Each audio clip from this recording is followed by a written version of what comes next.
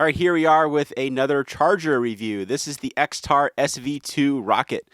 Probably right now the most advanced charger that we sell. I really haven't seen anything that's more advanced than this on the market. Can do a whole lot of stuff. One of the best things that it can do is this thing can charge at a full 2 amps in both slots. So you can very quickly charge pretty much any kind of battery. So it does lithium ion and nickel metal hydride. It'll do your IMRs. It'll do pretty much any kind of battery that's out there, with some exceptions to the more exotic type of batteries. But most of the batteries on the market, definitely any of the ones that we sell, it'll handle them just fine. Got some information on there. You can see all the different capacities that it says it can handle. Any capacity that I've ever seen. I guess there's some that are not on the list, some tiny little ones that are not on the list, but it can handle pretty much anything. So let's open it up and show you what you get on the inside. If I can figure out how to open this thing up. So it's got some more information on the back. Let's actually take a look at that real quick. So you got the battery power icon. It shows, we'll show you that when we have it plugged in. But then you have the different charging currents that it'll do. It'll do from 250 milliamps all the way up to 2000. So you have 4 different levels that it can do, which is really nice. You got the really high charging rate. You got the full 2 amps when you need it, but that's not appropriate for all batteries. You have some smaller capacity batteries. You have some like AAA or 10440s. You're going to want to do those at the 250 milliamps, and you have that. You have all those different options. So a lot of stuff going on with this. You got the constant current at all the different levels.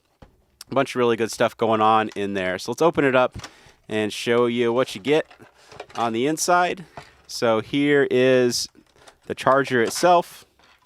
You got the user manual, definitely worth a read. Talks about the operation and all kinds of other information. There's the charger. Let's set it to the side. Warranty card if you want to register the warranty. Here is the power adapter, and then you also have a car adapter. So everything you need. So you can charge this thing in your car. You can charge it at your home. You got all kinds of different options with this thing. So let's set that to the side, and we're going to take a little bit closer look at the charger. So here is the charger. You got this plastic protector, and I'm actually going to start using this as one of my personal chargers because I really, really like it. So we're going to take that plastic protector off.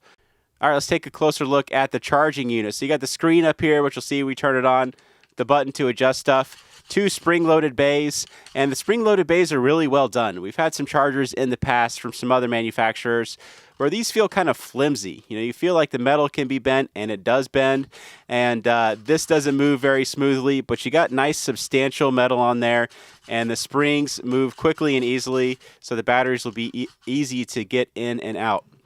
Lots of room in here, so you can charge the big batteries, you can charge the D-size batteries, you can charge the 26650s, and it goes so small that you can charge the 16340s, 10440s, and all the smaller capacity batteries as well.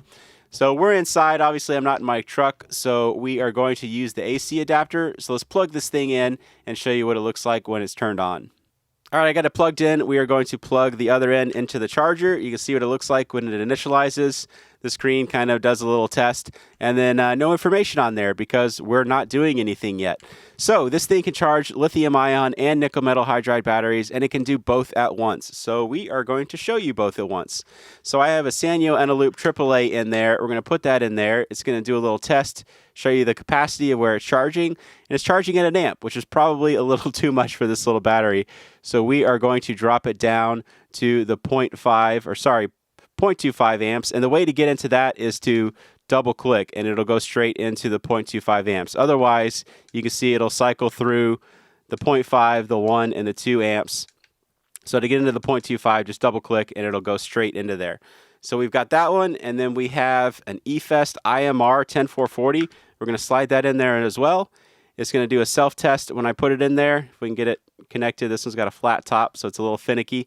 But you can see 64% capacity, and it's also charging it. So it's charging them both at the same time. You see you've got the charging on the channel 1, charging on the channel 2. It's going to be red while it's charging, and it'll turn green when it's done, and both of those will be at 100%. So we're going to do some other batteries as well. Let's take these out, and we could leave one of those in or leave them both in, and they'd be just fine, but we're going to put a AA and a loop in there. You can see it's going to do the test, let you know what's going on. This thing is at 0% capacity. I apparently drained this all the way down. So this one is completely dead.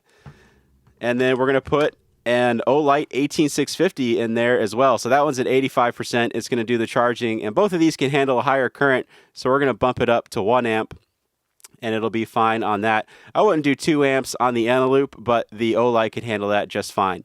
Another thing to note is if you have some really drained batteries, if you want to get the best life out of them, and if you want to use the revive functions that this has, which it does a pretty good job of being able to revive dead batteries, put it at the 0.25 amps, and it'll help out with that a lot better, especially if you have like a completely drained battery like this one. Put it at the 0.25 amps, and it'll help revive it a lot better than if you try to charge it at one of the higher charging rates. So we're going to pull this out. We've got an eFest IMR. We're going to slide that into channel 1. There you go. That thing's at 36%. We're going to bump it up again, so we can put it at 1 amp. Actually, we're going to put this one at 2 amps. Nothing's catching on fire. Nothing's getting hot. I don't feel it warming up at all. This thing probably will warm up a little bit. Pretty much any charger will, especially if you're doing the full 2 amps. You'll feel the batteries warm up a little bit. You'll feel the charger warm up a little bit. But it's not going to get uncomfortably hot, and it's not going to be unsafe because it has a lot of protection kind of stuff built in.